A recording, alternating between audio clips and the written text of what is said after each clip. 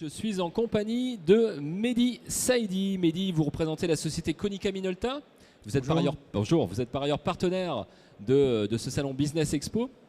Et vous allez nous parler aujourd'hui de digitalisation de son entreprise pour répondre notamment aux obligations de facture électronique en 2024. Alors, vous êtes business consultant chez Konica Minolta. Ça, c'est pour la présentation individuelle. Est-ce que vous pourriez nous parler un peu de Konica Minolta, le positionnement de l'entreprise? Vous êtes partenaire de l'opération aujourd'hui du salon. Qu'est-ce que Konica Minolta? Où est-ce qu'on peut vous retrouver? Faire une présentation globale de l'entreprise.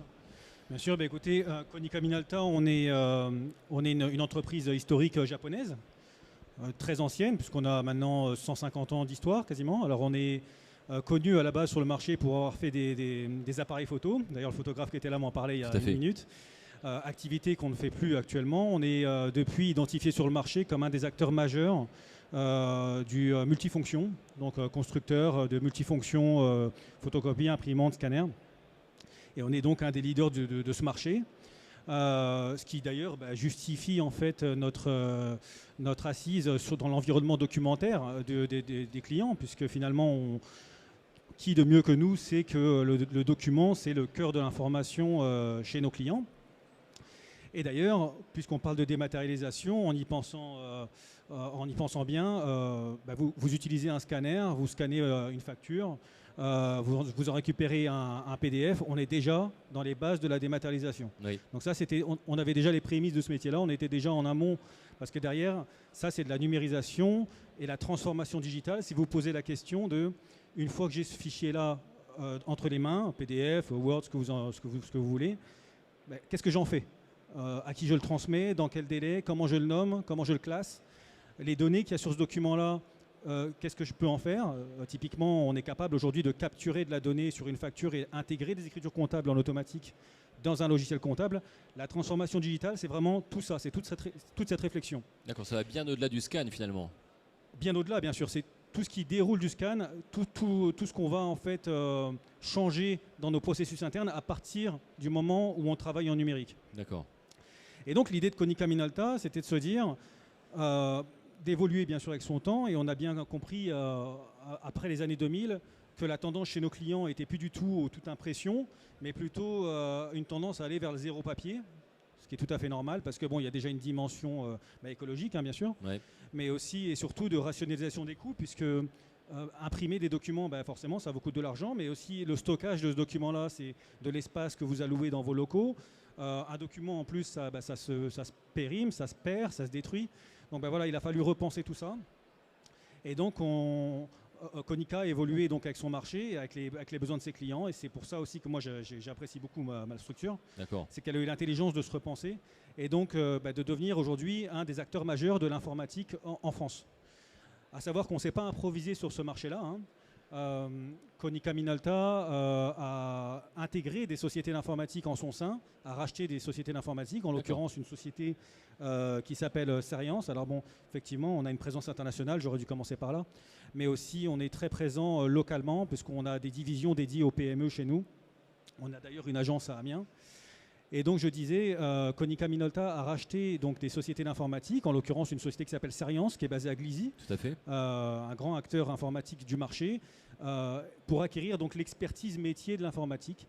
Et donc au travers le rachat de Serience, on est devenu un acteur présent sur le métier de la cybersécurité, de l'infogérance, des serveurs et de l'intégration de logiciels comptables et logiciels de paie. Donc c'est dire si en plus le sujet nous concerne directement, oui. Puisque aujourd'hui on installe tous les jours des logiciels de gestion de paie et gestion de comptabilité chez nos clients. On est devenu un expert Sage et Cegid en intégrant les équipes Serience chez nous. Et puis un peu plus récemment, on a intégré une société qui s'appelle Numérial, qui était un acteur majeur lui aussi de l'archivage numérique et des intégrations de solutions digitales. D'accord. Ce qui fait qu'en fait Konica finalement a pu en fait intégrer en son sein toute une équipe d'experts métiers et a décidé de verticaliser en fait ses compétences sur ce métier-là, parce que vraiment la transformation digitale, c'est un métier. Donc aujourd'hui au catalogue, on est intégrateur de différents logiciels, on est certifié sur tous les logiciels évidemment qu'on intègre et on est partenaire de tous ces éditeurs-là. En l'occurrence, moi je travaille énormément auprès des PME avec un outil qui s'appelle OpenBee et notamment sur le sujet de la démat facture qui est un énorme sujet chez nos clients depuis des années. parce qu'on n'a pas attendu la loi 2024 pour digitaliser le process de démat facture fournisseur. Hein. Moi, 80%, 90% de mes sujets chez les clients depuis 5-6 ans, c'est la démat facture fournisseur. Donc le gain de temps et le gain de charge en fait, qu'on obtient en passant à la démat est important. Et c'était un sujet très important pour nos clients de pouvoir en fait, accélérer leur process d'achat, de pouvoir arrêter les saisies, les doubles saisies, les doublons. Donc tout ça, c'est des logiciels qui peuvent vous aider à faire ça. Et en fait, améliorer la valeur en fait, du travail de vos collaborateurs et couper toutes ces tâches administratives, et en particulier dans les PME, quand par exemple le comptable, c'est aussi souvent la personne qui fait le RH ou la gestion des incidents de clients. Enfin voilà, on est toujours un petit peu multicasquette et donc on est toujours un petit peu sous l'eau. Et donc voilà, il faut tout de suite penser à optimiser en fait le fonctionnement de sa société et passer au digital pour améliorer en fait son quotidien et optimiser toutes ses tâches. Donc on a énormément de logiciels au catalogue, et le message que je dois passer, c'est que quand vous faites appel à Konica, vous faites appel à une équipe d'experts certifiés qui est capable de vous accompagner de la genèse de votre projet, à tout le moins en tant que conseiller, et tout au long de votre projet. C'est-à-dire, quoi qu'il arrive, on va vous aider à mettre en œuvre votre projet digital, parce qu'on a les solutions pour ça, quel que soit le besoin. En fonction des entreprises qu'on va aborder, sur des PME, des entreprises de taille moyenne, et sur des sujets précis, on va plutôt travailler avec OpenBee. Sur des grandes entreprises, on va travailler qui ont des process très lourds avec Island on Base, dont on est aussi le premier intégrateur.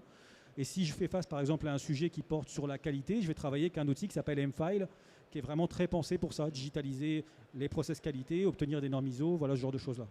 C'est intéressant que vous le formuliez ici juste avant en préambule de la présentation de la thématique, parce que finalement, je pense que encore pour un grand nombre de personnes, Konica Minolta, on pense au copieur, on pense au scanner, mais on ne pense pas à tout l'accompagnement et le conseil qu'il peut y avoir derrière sur des logiciels vraiment métiers. On n'est pas que sur le matériel, on est aussi sur le conseil logiciel. Bien sûr, alors c'est extrêmement important de l'avoir en tête, effectivement, parce que non seulement, comme je vous le dis, on est un acteur majeur, mais on est aussi un pôle d'experts. Et moi, c'est pour ça que j'ai rejoint la société. C'est parce que j'ai rejoint une société qui a vraiment pensé ce sujet-là très sérieusement, en voulant verticaliser ses équipes. Et moi, je suis un expert de la dématérialisation, et je ne veux vraiment aborder que ce sujet-là qui est déjà très vaste. On ne peut pas confier ce sujet-là à des personnes qui font un multimétier. C'est vraiment quelque chose où vous devez être vraiment très pointilleux sur les outils à apporter à votre client en face de bons besoins. Vous devez être en amont aussi pour pouvoir être vocation de conseil sur les normes et comment vous mettre en conformité avec les lois qui portent sur ce sujet-là. Donc j'insiste sur le fait qu'on est une entreprise d'informatique. Tout notre pôle informatique, tout notre pôle d'experts est basé d'ailleurs ici dans la région. C'est quand même rassurant pour la population amiénoise. Et on est bien sûr certifié sur toutes les solutions qu'on aborde. On est vraiment très performant sur ces sujets-là. Donc juste un petit rappel. Alors j'aimerais pas passer les slides. Voilà. Donc ça c'est la petite photo du pôle digital, qui a doublé. Hein, depuis qu'on a pris cette photo-là, on a encore doublé d'effectifs. Ah oui. On est une vraie équipe qui vous accompagne tout au long de votre projet. C'est vraiment mon message. Du départ de votre projet, l'accompagnement de vos équipes, ce qu'on appelle l'accompagnement au changement. On a vraiment des consultants experts sur ces sujets-là qui vous font de l'accompagnement au changement, qui font des ateliers en interne. Moi, je suis là en amont. Hein. Le travail d'un business consultant, c'est d'aller voir les clients, de discuter de ces sujets-là aux prémices, Oui. de les conseiller. Quand il y a un sujet précis, je viens débattre de ces sujets-là. Je vais cartographier un petit peu le fonctionnement de l'entreprise actuelle. Je vais revenir avec une maquette logicielle pour leur montrer comment ça peut fonctionner demain. Okay. Et puis derrière, je monte l'offre avec le commercial. Et puis parfois, je vais jusque la négo. Et bien sûr, je fais tout le suivi du projet avec les équipes digitales qui sont chargées de mettre en place, de faire de la gestion de projet, de vous former sur ces outils-là et d'accompagner vos équipes. Donc vous êtes un peu la personne qu'il faut aller voir aujourd'hui si on a besoin justement de se renseigner sur la dématérialisation notamment, quoi. Alors on a notre stand qui est juste à l'entrée du salon à gauche, et je vous encourage vraiment à venir nous voir si vous avez ne serait-ce que des questions sur la transformation digitale, et surtout si vous avez un projet en cours ou si vous avez envie de mettre en place un projet, qu'il soit sur la facture ou d'autres, mais je vais y revenir un peu plus loin sur la présentation. Donc la facture électronique, c'est une réforme qui est en marche. Est-ce que vous pouvez nous rappeler un peu le calendrier de l'administration et les grandes étapes de cette transformation? Alors tout à fait. Alors le sujet d'aujourd'hui, c'est l'obligation 2024 de passer à la dématérialisation des factures donc en digital. Oui. Mais en fait, ce qu'il faut savoir, c'est que cette loi finance, qu'on appelle la loi 2024, mais qui est en fait issue de la loi finance 2020, n'est que l'extension, c'est que le prolongement en fait d'une loi qui existe déjà, qui s'appelle l'ordonnance 2014 pour la démat des marchés publics et qui a permis en fait la création d'un portail qui s'appelle Chorus Pro. Toutes les sociétés qui travaillent avec le gouvernement connaissent très bien cet outil-là parce qu'en fait, en réalité, depuis le 1er janvier 2017, si vous êtes une grande entreprise, et après, 1er janvier 2018 pour les entreprises de taille moyenne et jusqu'en 2020 pour les très petites entreprises, en réalité, depuis le 1er janvier 2020, officiellement pour toutes les entreprises qui travaillent avec le gouvernement, vous êtes déjà dans l'obligation de transmettre vos factures en électronique. Et vous devez passer par un portail qui a été mis en place par l'État pour le faire. Donc ce qu'on appelle du business to government, vous travaillez avec une mairie par exemple, vous êtes fournisseur d'une mairie, vous devez obligatoirement transmettre vos factures en électronique déjà dès aujourd'hui. Et ça implique que vous vous connectiez en fait à un portail Chorus et que vous déposiez vos factures, alors facture par facture, et puis il faut les classer vous-même, etc. Donc ça c'est déjà un travail qu'on fait avec nos clients qui travaillent avec les institutions. Toujours avec des outils comme OpenBee par exemple, on a des connecteurs Chorus qui vous permettent en fait d'automatiser ces flux pour que d'une part, on fasse le tri des factures qui doivent aller à vos clients dans le privé en automatique en leur envoyant des liens et toutes les factures qui doivent aller à l'État, on les dépose en automatique vers Chorus. Donc si j'ai bien compris, c'est-à-dire que moi, si je suis client entrepreneur et que j'ai des contrats réguliers avec des organismes, des collectivités locales, etc., que je passe par Chorus, via votre solution logicielle OpenBee, je peux juste travailler sur OpenBee et le logiciel fera l'automatisation derrière sur Chorus. Tout à fait. Et vous pouvez même, depuis l'interface OpenBee, par exemple, voir où en est votre facture, dans quel état de consultation elle est dans Chorus. Voilà, le suivi, le vrai suivi, une vraie traçabilité. On peut même organiser des circuits de validation internes sur vos documents, quels qu'ils soient. D'accord. Donc je vous parlais de l'ordonnance 2014 pour la démat des marchés publics. Je vais y ajouter la loi Macron 2016, qui elle traitait des factures clients dans le privé. La loi Macron était calée sur le même calendrier que Chorus et stipulait du fait que toute entreprise qui veut dématérialiser ses factures à ses clients, déjà depuis cette époque-là, peut le faire et le client qui est en face a pour obligation d'accepter cette facture électronique comme conforme et originale. Il ne peut pas vous dire moi je veux conserver les factures en papier. S'il veut un papier, typiquement il l'imprime. Et si vous voulez en fait passer à la transformation numérique et automatiser ces flux-là en sortant en fait, vous pouvez le faire et la loi Macron encourageait toutes les entreprises à passer le cap du digital déjà depuis 2017. Ok. Donc tout ça, ça nous amène en fait à aujourd'hui. Donc aujourd'hui, je le disais, la loi 2020, qui passera donc en vigueur au 1er juillet 2024, n'est que l'extension de ce process à la facture tout venant dans le privé. Pourquoi en fait cette réforme? Pourquoi ça a été mis en place? Tout d'abord, la première raison, c'est de lutter contre les fraudes à la TVA. Parce qu'en fait, le fait d'avoir un visu sur toutes les transactions, c'est aussi avoir un visu sur toutes les déclarations de TVA. Et c'est pour éviter aussi, donc, non seulement soit les fausses déclarations, voire les non-déclarations, parce qu'il faut savoir que la fraude à la TVA en France, ça engendre un manque à gagner pour l'État qui est d'environ 20 milliards par an. Donc c'est quand même un sujet important. C'est un sujet qui est d'actualité. Parce qu'on parle beaucoup de fraude fiscale et de manque à gagner pour l'État. Vous imaginez bien que 20 milliards par an, c'est beaucoup. Voilà, c'est beaucoup. Ça aurait pu aider à la réforme des retraites, par exemple, pour ne pas la nommer. Mais par exemple, tout à fait, ça aurait pu être un sujet. Voilà, typiquement, c'est de l'argent qu'on peut récupérer. C'est plutôt une bonne nouvelle que l'État mette en place ce genre de réforme pour pouvoir en fait récupérer le manque à gagner là-dessus et le réinvestir dans des choses importantes. Parallèlement, bien sûr, cette loi a pour vertu d'améliorer les process internes des entreprises, parce qu'à partir du moment où vous automatisez et vous repensez vos process d'achat et de vente, vous en finissez avec ces tâches de saisie, de doublons, de demande d'avoir. Tout ça, ça va être automatisé. Tout le monde va y gagner. Vous allez améliorer les relations avec vos fournisseurs. Bien sûr, l'idée derrière pour l'État, c'est aussi à terme, à l'horizon, c'est d'homogénéiser tout ça au sens européen. Parce qu'en fait, actuellement, tous les pays européens voisins de la France ont un petit peu ce même système de digitalisation qui s'impose. Et donc l'idée, c'est d'avoir en fait une réglementation générale au niveau européen pour avoir les mêmes règles. Alors, je ne sais pas si tu auras la réponse, mais même si ici on est plus sur un niveau local, voire national, est-ce que c'est la même réglementation et les mêmes échéances au niveau européen selon les pays, ou il y a des petites différences annuelles? Il y a des petites différences de calendrier. Il y a des pays qui sont déjà passés, il y a des pays qui sont un petit peu derrière nous. Mais globalement, on est sur le même calendrier global, on va dire. D'accord. La dernière idée pour l'État, c'est bien sûr d'avoir une vision claire et dynamique en temps réel de l'activité du pays. Parce que finalement, du coup, On a des informations directes de toutes les transactions qui se font entre les entreprises, et donc on a une vraie activité, on a une vraie notion en temps réel de l'activité économique du pays. Qui est concerné par cette réforme? Finalement, toutes les sociétés qui sont assujetties à la TVA. Okay. Et tous les organismes, parce que vous avez des associations aussi qui peuvent être assujetties à la TVA. Donc ça représente 4 millions d'organismes en France, ce qui est énorme. Et c'est pour ça qu'en fait c'est un sujet qui est d'actualité. Donc maintenant sur le calendrier de cette réforme elle-même, encore une fois ça va se mettre en œuvre de manière dégressive en fonction de la taille de votre entreprise. Donc la première échéance c'est le 1er juillet 2024 pour les grandes entreprises, 1er janvier 2025 pour les tailles moyennes et 1er janvier 2026 pour les petites entreprises. Alors ce qu'il faut retenir ici avec ce calendrier, j'ai la musique qui m'accompagne dans le suspense.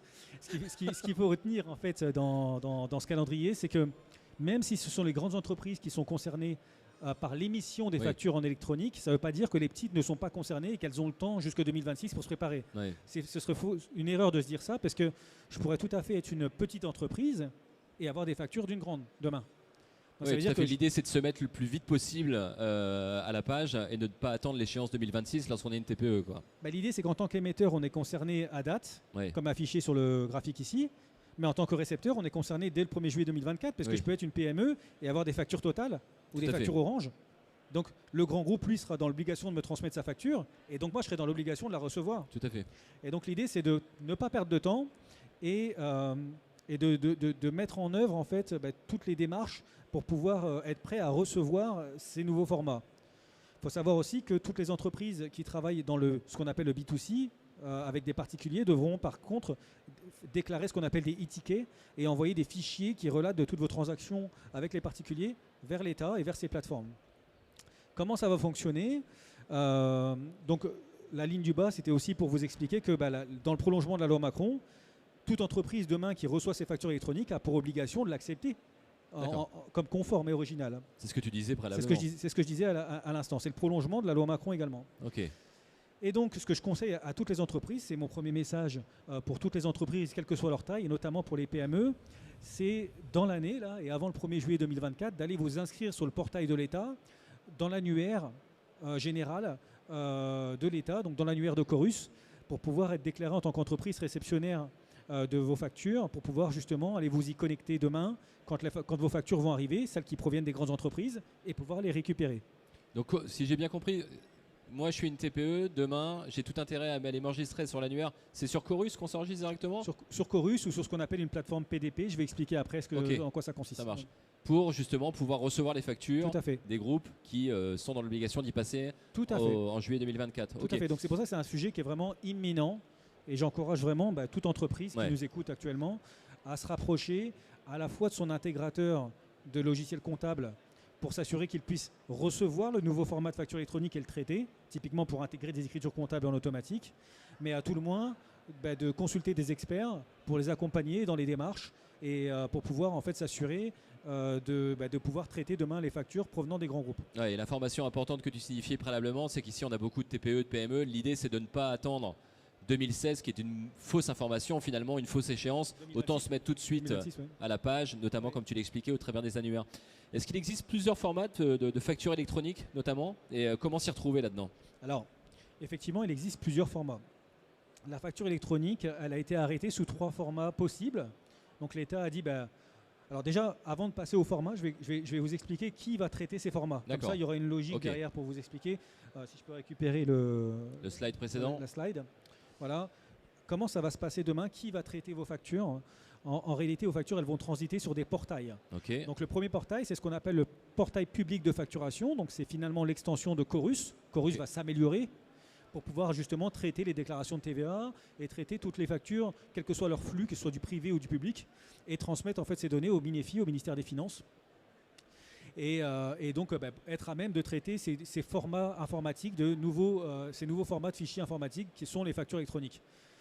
Le deuxième type de plateforme, c'est ce qu'on appelle les plateformes de dématérialisation partenaires. Et ça, en réalité, ce sont des acteurs privés des éditeurs de logiciels Ok. comme OpenBee. C'est pour ça que je mets beaucoup en avant OpenBee aujourd'hui, parce que OpenBee est parmi les acteurs qui se positionnent pour devenir des plateformes de dématérialisation partenaires et donc se faire certifier, immatriculer par l'État pour pouvoir en fait traiter vos factures et attester de la conformité de cette facture et avoir la possibilité de la responsabilité de la collecte, du traitement et bien sûr de l'envoi C'est-à-dire à qu'aujourd'hui, vos clients. OpenBee permet de faciliter un peu cette dématérialisation de facturation au travers de Chorus. Demain, qu'OpenBee soit certifié pour pouvoir éditer les factures dématérialisées. Tout à fait. D'accord. Pour pouvoir en fait être identifié par l'État et être entre guillemets l'équivalent de Chorus, Ouais. parce que ce sera en fait finalement un intermédiaire à Chorus qui vous proposera un peu plus de services que Chorus, un peu D'accord. plus d'options.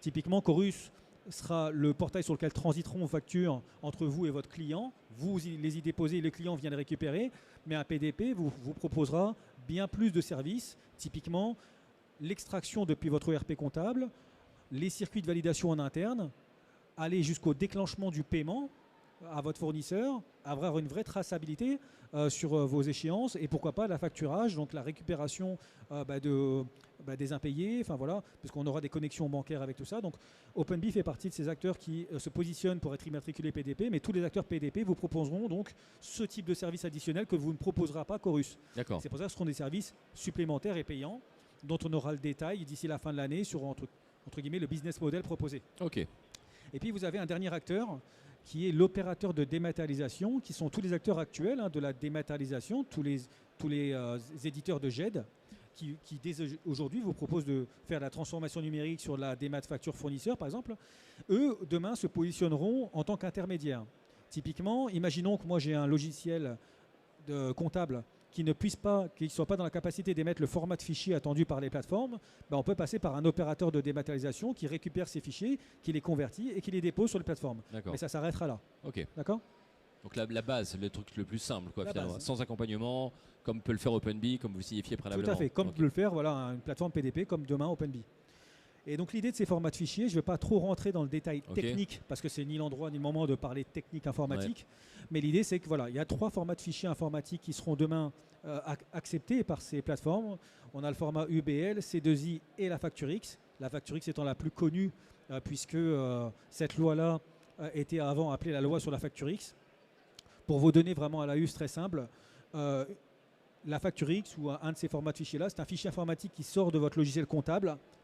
Et la particularité de la facture X, c'est que c'est un double fichier, un PDF plus un fichier informatique qu'on appelle un XML. Et c'est un fichier en fait qui contient toutes les données de cette facture pour pouvoir être intégré dans une base de données tierce. C'est-à-dire qu'en fait, typiquement, c'est tout ce qui se passe dans la facture va être généré sous forme d'écriture comptable pour pouvoir être intégré dans un logiciel en face. Encore une fois, je ne vais pas détailler les techniques. Ce qu'il faut retenir, c'est qu'il faut vous assurer absolument que votre logiciel comptable soit capable d'émettre ce format de fichier-là et surtout de le recevoir aussi. D'accord ? Pour automatiser l'intégration automatique. Ça va dans les deux sens. Ça va dans les deux sens. Et là, sous vos yeux, vous avez un schéma de fonctionnement de demain. Comment va se passer les différents scénarios possibles de la démat, de la facture électronique demain. Donc typiquement, ici, vous voyez, j'ai le fournisseur A qui fonctionne avec une plateforme PDP. Elle va extraire ses factures de son ERP comptable. Là, le PDP le réceptionne. Il l'envoie à la plateforme qui est en face pour lequel le client B a un contrat. Donc le client B travaille aussi avec un PDP. Donc ces deux acteurs-là n'ont rien à faire. Typiquement, depuis l'émission de la facture jusqu'à l'intégration dans l'outil du client, tout ça c'est automatisé grâce aux plateformes PDP. Mais je pourrais aussi, moi, avoir un contrat avec un PDP, avec une plateforme de dématérialisation partenaire, et mon client n'en a pas. Donc ça veut dire qu'en fait, le fournisseur A envoie sa facture en automatique, et le client D, lui, doit se connecter à Chorus pour aller récupérer sa facture qui aura été transmise par la plateforme. Et puis, dernier schéma possible, je peux n'avoir pas de contrat du tout avec une plateforme PDP, parce que ça a un coût supplémentaire, et je vais moi-même déposer mes factures dans Chorus, et mon client, lui aussi, doit aller récupérer ses factures dans Chorus. Et si je veux automatiser au moins ce process-là, je passe par un opérateur de dématérialisation. Est-ce que c'est clair ? Ouais, c'est clair. Moi, pour moi, c'est compris. Voilà. Bon, typiquement, c'est histoire d'illustrer un peu le fonctionnement. Oui. Voilà. Il y a plusieurs schémas possibles. Vous aurez le choix de travailler soit avec un opérateur de dématérialisation, soit avec une plateforme PDP. Mais dans tous les cas, votre facture passera par une plateforme. Tout à fait. D'accord ? Alors maintenant, qu'est-ce que ça change pour vous en tant qu'entreprise ? Forcément, ça a un vrai impact sur votre réorganisation interne Il faut repenser le process achat Ouais. et vente chez vous. Mais par contre, c'est la fin des transmissions directes de vos factures, que ce soit en papier ou par email. Tout ça passera forcément par un intermédiaire, une plateforme. Mais ça a un vrai avantage pour vous parce que ça va accélérer votre business et on va vraiment couper dans les tâches qui sont aujourd'hui génératrices de frustration de la part de vos collaborateurs, parce que finalement le rôle d'un comptable aujourd'hui n'est pas de recopier vulgairement une facture dans un logiciel comptable et de le faire vraiment toute la journée, de la simple recopie. On perd du temps sur ce qui a vraiment de la valeur dans notre métier, qui est de l'analytique, la bonne gestion comptable, la bonne gestion des comptes de l'entreprise. Donc toutes les tâches qui sont automatisables, demain seront automatisées et c'est un vrai gain de temps. C'est ce qui fait que déjà depuis des années, aujourd'hui, nous, on travaille avec des entreprises sur ces sujets-là depuis des années. On leur fait gagner énormément d'argent sur ces sujets-là parce que typiquement aujourd'hui, la gestion d'une facture manuelle, ça représente environ 14 € par facture en termes de charges pour une entreprise. Avec un outil de démat, déjà, dès aujourd'hui, vous êtes capable de ramener ce coût-là à 2-3 € parce que vous y gagnez énormément de temps de saisie, de gestion dans les process de validation et de stockage. Un gain de temps, donc un gain de productivité derrière. Colossal. Et du coup, ça me permet de rebondir sur deux conseils que j'ai à donner à ceux qui nous écoutent, aux entrepreneurs. Le premier, j'ai été un peu vite, c'est comment préparer efficacement l'arrivée de cette réforme. La première des choses, c'est le 4e point que vous voyez là sur ma slide, c'est de contacter votre intégrateur comptable, votre intégrateur de logiciel comptable, et s'assurer qu'il soit en capacité de développer un module pour pouvoir envoyer ces factures-là au format attendu par les plateformes et les recevoir. Donc, sinon, se rapprocher d'un opérateur de dématérialisation. Et donc, de nommer quelqu'un en interne, parce que c'est toujours bien d'avoir un pilote en interne sur ces sujets-là, qui soit par exemple notre sponsor, notre contact direct avec lequel on peut travailler, un chef de projet digital. C'est toujours bien de confier ce sujet-là à une personne et pas à une multitude de personnes. Oui. Et donc de préparer vos équipes à des formations, parce que ce sont des métiers qui vont changer demain. C'est la question sur laquelle j'allais arriver. C'est vous proposez aussi, je présume, cet accompagnement. C'est-à-dire que demain, il y a des gens qui sont habitués depuis des années à travailler la facturation d'une certaine manière assez archaïque, entre guillemets. Demain, ça va véritablement changer.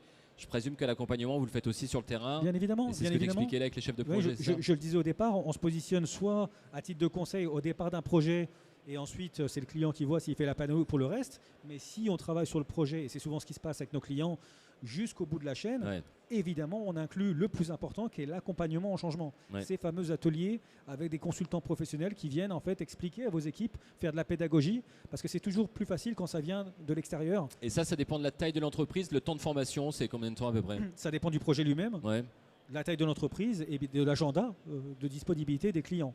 Donc un projet de dématérialisation, il peut prendre entre 3 mois et 1 an selon la taille et les enjeux, la complexité du projet. D'accord. Voilà.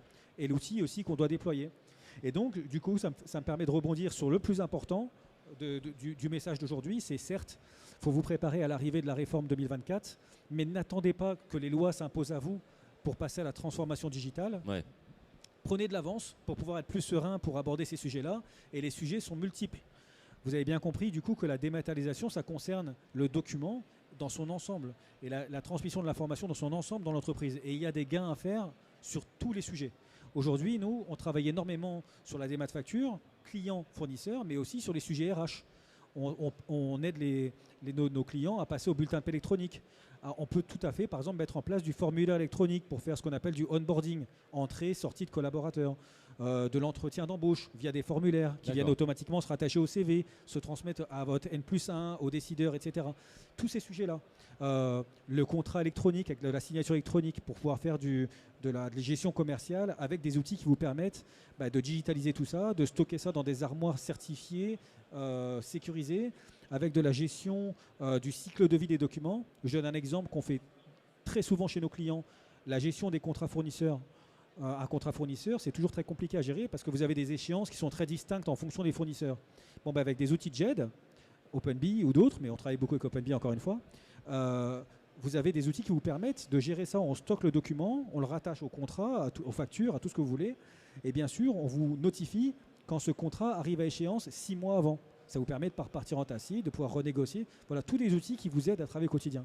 Donc n'attendez pas en fait que les lois s'imposent à vous et vous obligent à passer au digital. Repensez votre entreprise et faites confiance en fait à des experts pour vous aider à vous donner les bons outils et aborder ces sujets-là avec la meilleure sérénité. Et le bon expert, c'est toi. C'est moi et toutes mes équipes, bien sûr. Mehdi Saïdi, on te remercie beaucoup pour la richesse de cette présentation. On rappelle à tout le monde que vous pouvez vous renseigner, aller consulter Mehdi. Il est là toute la journée avec vous sur la digitalisation de votre entreprise, notamment pour les obligations de facture électronique en 2024. On a bien compris que c'était un enjeu. C'était un enjeu actuel et qu'il ne fallait pas attendre pour y passer. Merci beaucoup pour cette intervention. Mehdi.